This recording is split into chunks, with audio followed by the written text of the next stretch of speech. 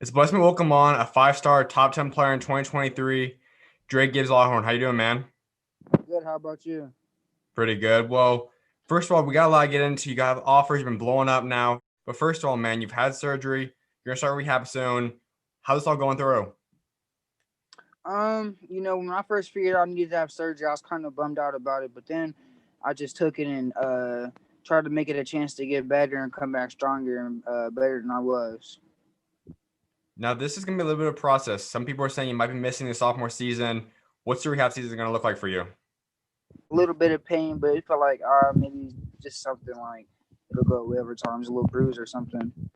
And then that's when I realized it didn't start to go away, and it got worse and worse. And we went to the doctor, called them, and they was like, I had a stress fracture, I had to get surgery. Now, you've played AAU, you blew up this past season. All this you did on a broken foot. What are you capable of doing now without a broken foot when you come back? Um, Honestly, I look to open more eyes. Because I feel like when the rankings came out, people kind of just skipped over my name, like he's not supposed to be here. That's kind of how I felt toward that. So it's when I come back, I'm gonna try to open a lot more eyes. Absolutely. Let's get into your breakout time. You started to really make a big name for yourself, huge high school season, but AAU has really started pulling some offers. You got Purdue, Indiana, a lot of schools showing interest to you. What's it feel like just be in the position you're at right now, though? Um, I honestly say it feels good being at this position. Not too many kids that play basketball wants to pursue their dreams can work this hard for it. I would say, and it's God's blessing. I just look at His blessings every day. You mentioned how you were number nine, 247's first 2023 rankings came out, and some people obviously were a little shocked. They didn't necessarily know who you are. As you mentioned, you Sure. want to get that respect. You want to have everyone truly know who you are. How do you plan on doing that? Um, well, coming back, getting better, stronger than ever. I'm trying to weight room heavy, get quicker, stronger, more aggressive, and I feel like once I get that, I need one more inch, and I feel like I'm gonna be ready for anybody. This 2023 class is different than we've ever had before. When you look at the high profile athletes in there, the million follower people, they've never had that in high school basketball before. So what's it like kind of having this new social media age in your class?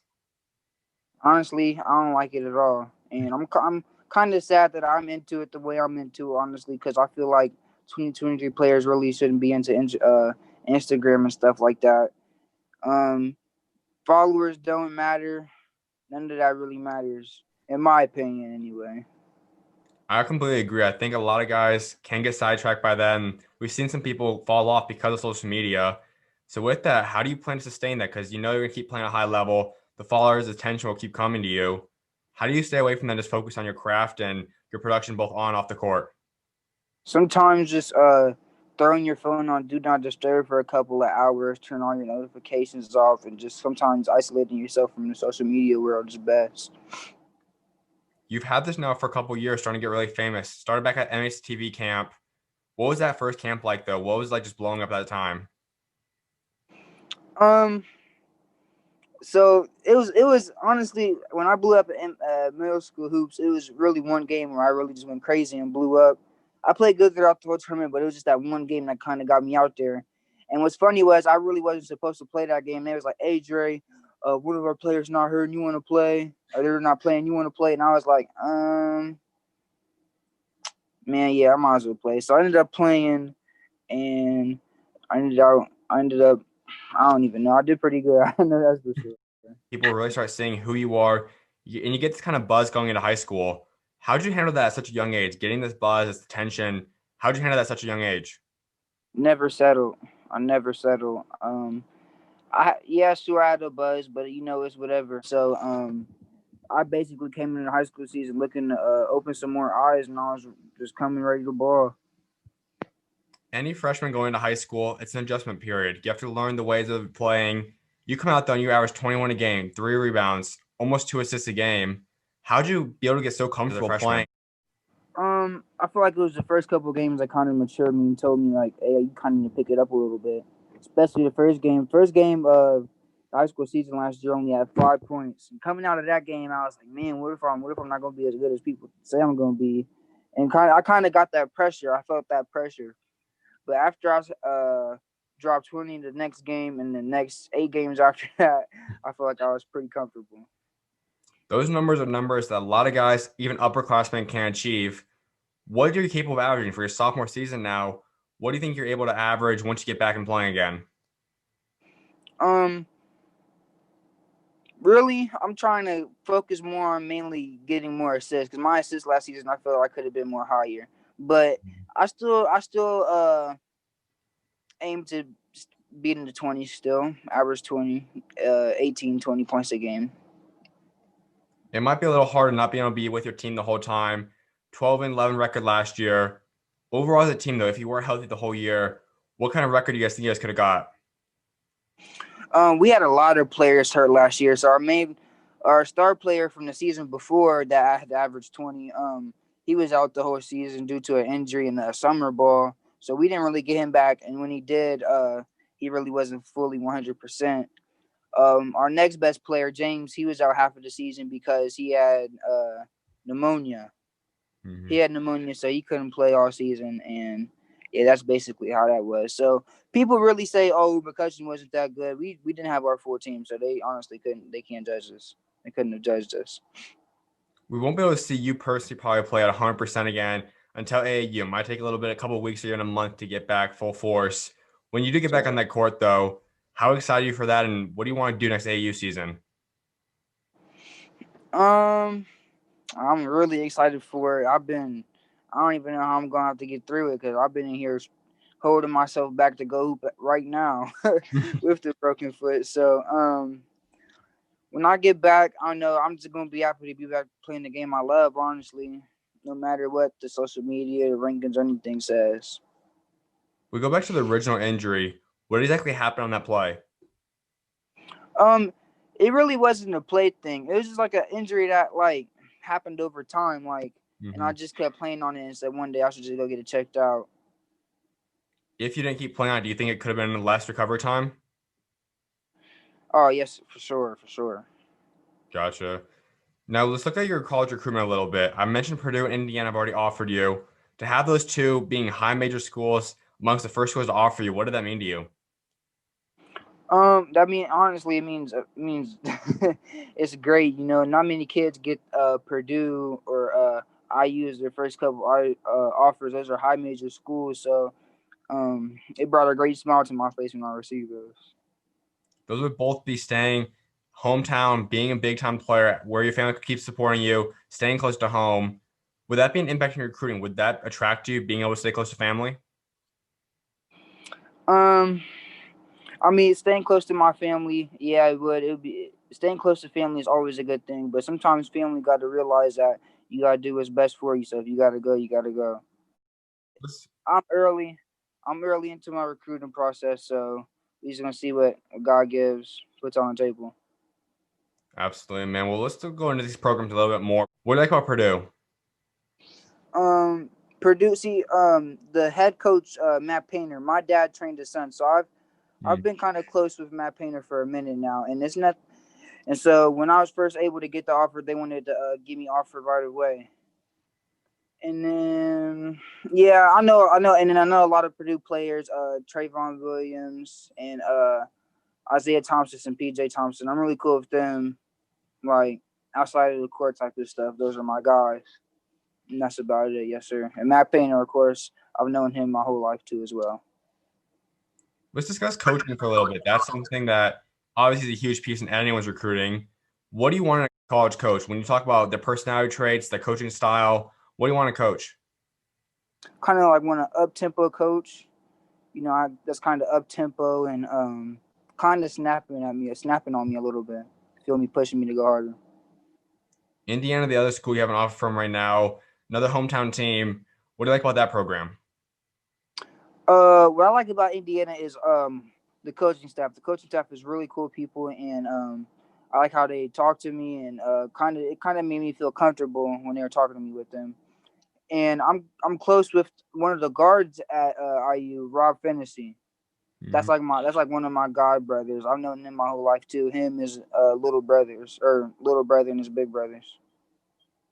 Having kind of a connection to the programs, you mentioned Coach Painter, you know him kind of from your dad training him, just kind of have that past relationship before you go into recruiting. Does that have any kind of impact on the long-term outlook for you? Yes, sir. I don't think it does, honestly. When you look I'm at someone sorry. like Indiana, they've been really good at keeping guys that are star players in state, guys like Christian Lander staying out there. When you see a school that would put together a lot of guys from your hometown, does that make them more appealing to you? Um, for sure it does, especially if it's people that I personally played with and Mhm. that's going and committed to IU. Yeah, it does. But everyone has their own route, has their own journey, and so if you feel like I said, whatever's best for you is whatever's best for you. You need to go and do your journey. Look at guys in 2023 or even guys older than you or younger. Who are some guys you would really like to play with potentially at the next level? Um, Nobody knows this kid, but Jamie Hodges. Everyone that's seeing this right now, go look up Jamie Hodges on Instagram. He's the most underrated guard in the nation. I want to play with him next level. Have you guys even discussed possibly teaming up at the high school level? No, we haven't really mentioned that much, honestly. But we've always talked about playing together, whether it's in college, big leagues, Mhm. anything like that. If you guys go together someday, what could you guys accomplish together? I feel like me and Jamie could accomplish a lot of things. A couple years back when we played with Indy Heat, me and him were named one of the best backcourts in the nation when we were playing, and that's before I even blew up. Before either of us blew up, and we just went one tournament and opened a lot of eyes. Absolutely. Let's get into some of the schools that are showing interest from you right now. Who are those schools? Who's talking to you, or at least that you know is talking to you, mentioning you? Who's talking to your coaches? Who's really in the mix for you right now? I gotta think of them. So of course I got the two offers from IU and Purdue, and then I've heard people interest in like schools that have kind of mentioned me. I've heard from Cal Berkeley, Kentucky, Duke, Xavier, Cincinnati, Michigan State, Utah University, Ohio State, BYU, Miami of Ohio, Kansas, Butler. That's all I could think of right now. So pretty much almost every college in the country wants you right now. Not I wouldn't say every college, but most them colleges, if it's what I've heard from right now. Absolutely. So you look forward now. You've got a little while to really get in this process. You don't get calls from them until about a year from now, and that's really start when it starts picking up. But ultimately, when you look at programs, for you to seriously consider one, what must they have for you to even really look at them? Um, Honestly, it can honestly have anything as long as I'm comfortable, as long as I'm good with the teammates, coach is good. We all got a big bond and a good relationship going. That's all I'm looking for in a team or a school. You mentioned a few blue bloods, guys like Duke, Kansas. Is this something that's appealing to you? Going to a school that's won multiple times throughout their past, has a history of guys, I think putting guys in the NBA. When you look at those kind of things, does that appeal to you? Of course, because my main goal, ever since I was a little kid, was to go to the NBA and play in the NBA. No matter if it's for like 30 seconds, it's just to play in the NBA. So yeah, so looking at schools like that, big blue buds like Kansas, Duke, and Kentucky, having them looking at me really excites me and makes me more anxious in my journey. Well, let's get into your little AAU season you had. You mentioned you played a few games this past year, running with Indiana Elite. Why did you choose them? Indiana Elite. Well, going into the AAU season, just out coming out of high school, Coach Fox, he was at most of my games. He constantly showed support. Um, all of the most of the players on my team I've already knew from playing against them when I was younger, so we already kind of had a good bond. And then we picked up Amir and Luke Montgomery from Blue Chips, and so that right there just made us a very solid squad and one of the best teams in the class of 2023. If there was a full AAU year, what would you guys have been able to accomplish? I feel like we'd have cracked top 10 in the rankings. No doubt. And there's one thing about you, watching film a little bit on you, you have limitless range. You can really pull it from wherever. And not only can you, you have the confidence to pull it from wherever. When did that confidence first start for you? As a kid, honestly, having my dad coach me, um, teach me. First of all, when I first got into playing basketball, he always wanted me to be able to shoot pretty far. So growing up, just playing with the teams he made, if a team's sitting back in the 2-3 and they're at the 3-point line, he would tell me to shoot it from just inside half quarter, come up to the white line and pull up. So having my dad have that trust in me gave me a lot of confidence, really, and be able to trust myself to make some shots. I can't imagine a lot of people were happy with that or really saw the benefit in that, because it's only been the past 5 years that people started seeing guys like Steph Curry, Trae Young, and now you see this whole era of basketball happening. When you look at the evolution of this game now, where you have to shoot the ball, and if you ever shoot it from that deep, you can become an elite guy in the NBA. What's it like seeing this transition now into this? Going into the league nowadays, or if you want to play at a high level, you got to be able to score from all three levels: mid range, driving, limitless range. You have to be able to score for all three of them levels. So that's kind of where I practice, and mainly practices from shooting long ball. Now, I would say the new era, you got to be able to shoot. That's what everyone's doing nowadays. All the bigs want to shoot, drive, all that. So if you want to, you got to be able to do that, I guess, nowadays. At what point on the court do you think you're confident you can pull up the ball? Is it in half court? Where are you kind of comfortable shooting the ball from? Right inside the half court circle. Is in times when I was training and I hit like 8-10 in a row just from that spot. That's big time. And that leads to the comparison that a lot of people have started comparing you to. He's been red hot since he was in the playoffs. He's eliminated now. That's Jamal Murray. Is that a guy you kind of compare yourself to or think you play a lot like? Or who are some of those guys that you think you play a lot like?